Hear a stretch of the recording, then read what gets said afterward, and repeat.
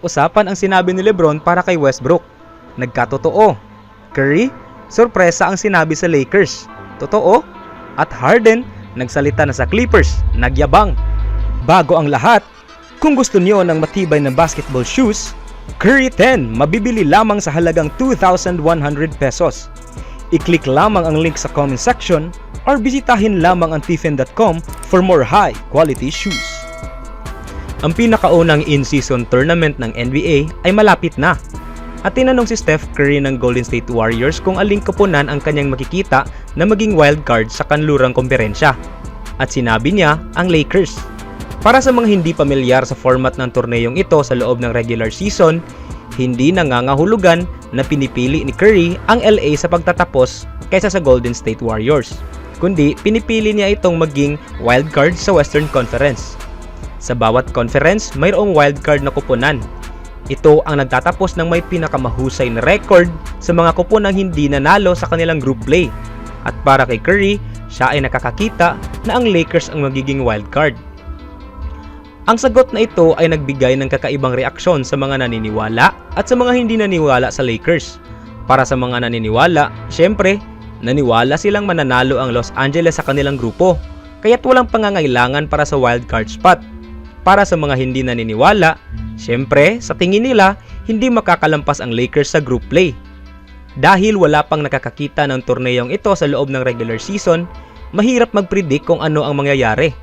Pero, siguradong magiging kakaibang pagbabago ito mula sa karaniwang laro sa regular season. Sa torneyong malapit ng maganap, malapit na rin nating makita kung paano magmumuka ang bagong ideya ng NBA na ito sa aksyon.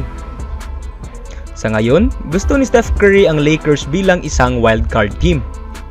Sa kabilang banda naman, higit pa sa kanyang mga pananatili sa Brooklyn at Philadelphia, naniniwala si James Harden na may mas marami pa siyang dapat patunayan sa pagtutok sa Los Angeles Clippers. Hindi lamang siya bumalik sa kanyang tahanan, kundi sumali siya sa isang makakapal na lineup ng mga kapwa taga Southern California na sina Kawhi Leonard, Paul George at Russell Westbrook. Bagaman hindi gumana ang Big Three ni Harden, Durant at Irving sa Brooklyn at ang pagsasama niya kay Joel Embiid sa Philadelphia ay nauwi sa hindi magandang wakas, sinasabi ni Harden na determinado siyang gawin ang kanyang bahagi upang masiguro na ang core 4 na ito ay magwawagi ng isang NBA na titulo. Sa tingin ko, napakahusay ko bilang isang individual at pagkatapos, kaya kong makisama sa sino man at gawing matagumpay ang pagsulong ng isang kampyonato. Sabi ni Harden noong Lunes matapos ang ensayo sa pasilidad ng koponan. Sa tingin ko, lahat tayo ay nasa parehong pahina pagdating sa mga individual statistics. At lahat ng mga bagay na iyon ay kasaysaya na lang sa atin. At alam ng lahat kung ano ang layunin namin ngayon. Ito ang mga unang komento ni Harden mula nang mangyari ang trade noong Lunes ng gabi. Dumating si Harden sa Los Angeles noong Martes bago ang laban ng Clippers laban sa Orlando Magic. At pinanood mula sa bangko noong Miyerkules nang matalo ang Clippers sa Lakers sa overtime. Napagtanto rin ni Harden ang kwento tungkol sa kanya, may mga taong pumipolares batay sa mga hindi pagkakaunawaan niya sa kanyang mga nakaraang koponan. Ang 34 taong gulang na point guard ay isang 10-time All-Star at naging NBA MVP noong 2018. Ngunit siya ay nasa kanyang ika-4 na koponan sa loob lamang ng 3 taon. Nasira ang relasyon niya sa Sixers noong off-season. Naniniwala siya na dapat sana siyang makakuha ng pangmatagalang kontrata at nagkaroon ng hindi pagkakasunduan kay Daryl Morey, ang presidente ng operasyon ng basketball ng Sixers. Tinawag ni Harden na sinungaling si Morey sa isang promotional event noong Agosto sa China at determinado siyang magpilit ng trade papuntang Los Angeles. May iba't ibang plano ang front office.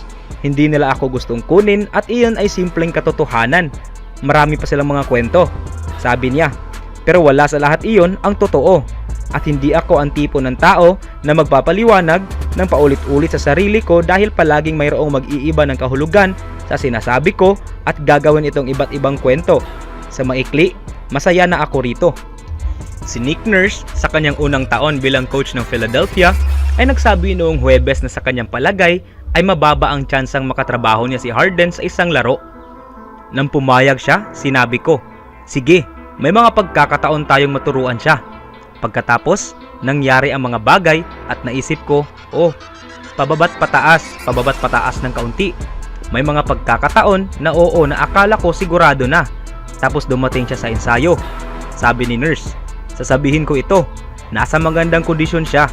Nagtrabaho siya ng gusto at napaka-professional habang narito siya. At maganda ang kanyang pinakita. Hindi lang talaga tayo nakarating sa bahagi ng laro. Naglaan si Harden ng mga nakaraang araw upang magkaroon ng paksa sa coach na si Tyronn Lue at sa kanyang staff. Ang Clippers ay maglalaro sa road sa susunod na 3 laro. Ngunit, hindi maglalaro muli hanggang sa Lunes kung saan haharapin nila ang New York Knicks. Ito ay nagbibigay ng ilang araw para malaman kung paano makakuha ng pagkakasunduan ang lahat. Sinabi ni Harden na ang pangunahing hinahanap niya kay Lue ay ang tiwala at ang may kakayahan na intindihin siya. Hindi lang ako isang manlalaro ng sistema. Ako ang sistema. Alam mo ba yun? Sabi ni Harden. Kaya, ang taong may kakayahan na magkaroon ng dialogo sa akin at intindihin at magpatuloy at mag-adjust ng dire-diretso habang naglalaro, iyon ang tunay na importante sa akin. Hindi iyon tungkol sa aking pag-score. Sa kabilang banda, sa panalo ng Lakers ng 130-125 laban sa Clippers noong Miyerkules, kinaharap ni LeBron James ang isang kilalang kalaban sa Crypto.com arena, si Russell Westbrook, na na-trade mula sa Lakers noong nakaraang season. Nagtala ng 24 na puntos sa 42% shooting sa laro at ito ay sapat upang maakit ang atensyon ni LeBron doon mismo. Sa isang nakalabas na audio clip mula sa pangyayari, narinig si LeBron na pinagsisigawan ang kanyang mga kakampi na magsumikap bantayan si Russ, ilang minuto bago niya gawin ang kahusayan na pag-block sa dating MVP. Dikit ang laban sa huli, ngunit nagawa ng Lakers na umangat sa tulong ng mga heroics mula kay kina LeBron James at Anthony Davis, na nagtala ng 27 puntos, 10 rebounds at 4 blocks sa loob ng 47 minutes. Sa unang 4 na laro, naging impresibo ang simula ng kupunang Lakers duo ngayong season at tila tama ang kanilang direksyon para magpatuloy mula sa kung saan sila huling natapos noong Mayo nang sila ay makarating sa Western Conference Finals. Pagkatapos na ilarawan ang pag-alis ni Westbrook noong nakaraang season bilang isang vampira na umaalis sa locker room, ito ay tunay na nagpinta kung gaano kasamang magiging sitwasyon para sa Lakers.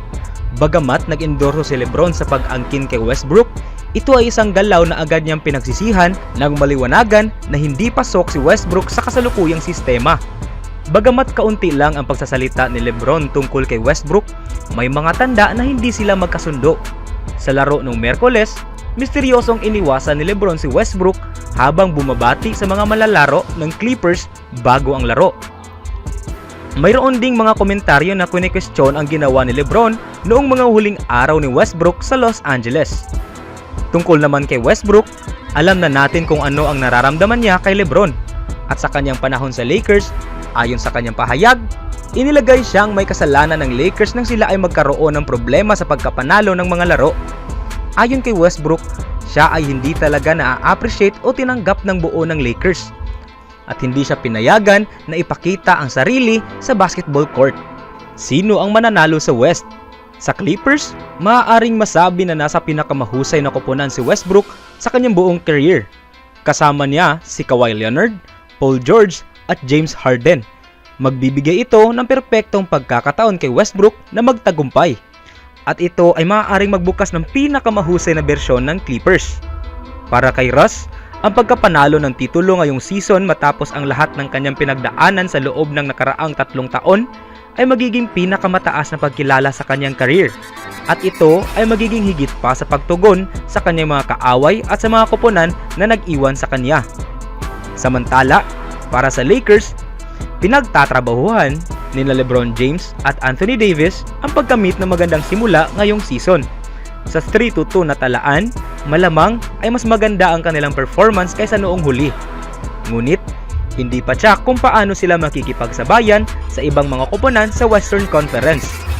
Pero sa pagkawala ni Russ at pagpalit nito ng mas angkop na manlalaro, mayroon naman ngayon ang Lakers na pag-asa na makarating sa dulo na higit sa kung ano ang kanilang nasabi 16 months ago. Ano sa tingin nyo mga kaibigan? Comment down below kung ano ang masasabi nyo tungkol dito.